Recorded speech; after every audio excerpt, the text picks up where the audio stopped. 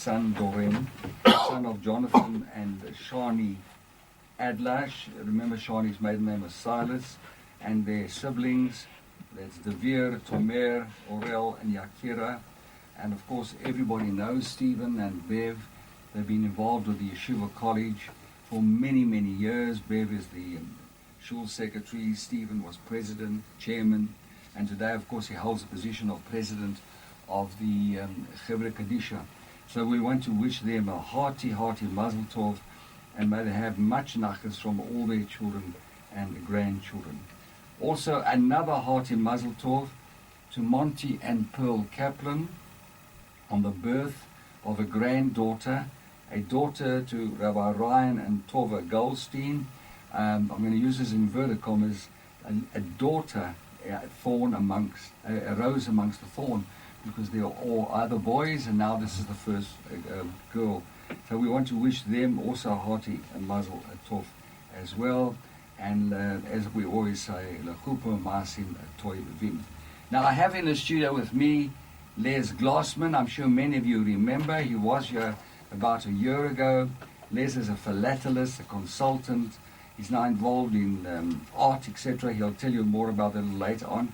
And he's going to talk to us this evening about his experiences when there was a philatelic exhibition in Indonesia and Australia. So, Les, over to you. Good evening and welcome.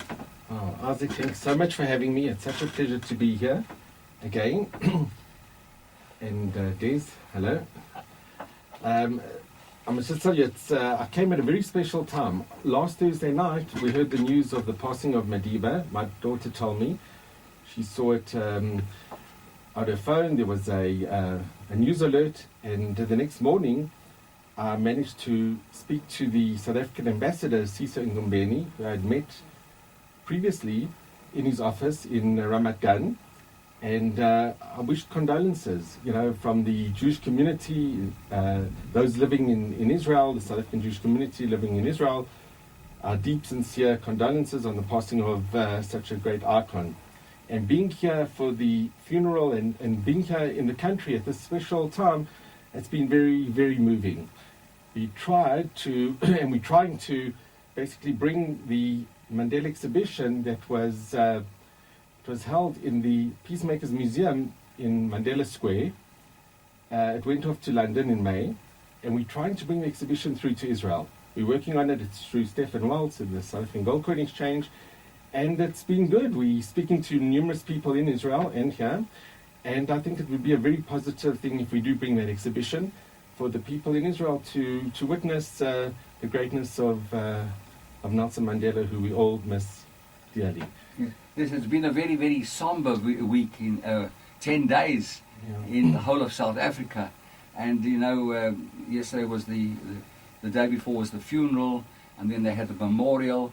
And, there was nobody doing any work in the country. The whole country came to a standstill. And it shows you the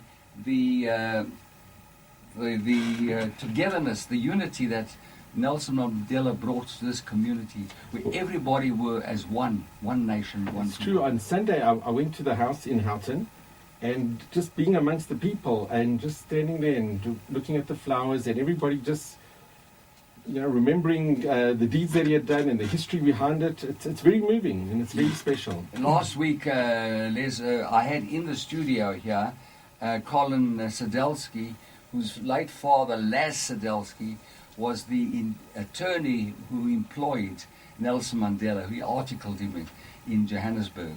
And also I had Mrs. Ann Harris on the phone, because Nelson Mandela used to call Rabbi Harris my rabbi. And when he went to Israel, he also said, well, now we can carry on my rabbis with me. Yeah, you see. So Isaac, I'll just mention, just before I left on that Friday, I'm very close with Dov Sadelsky, Barry Sadelsky, yes, his other brother.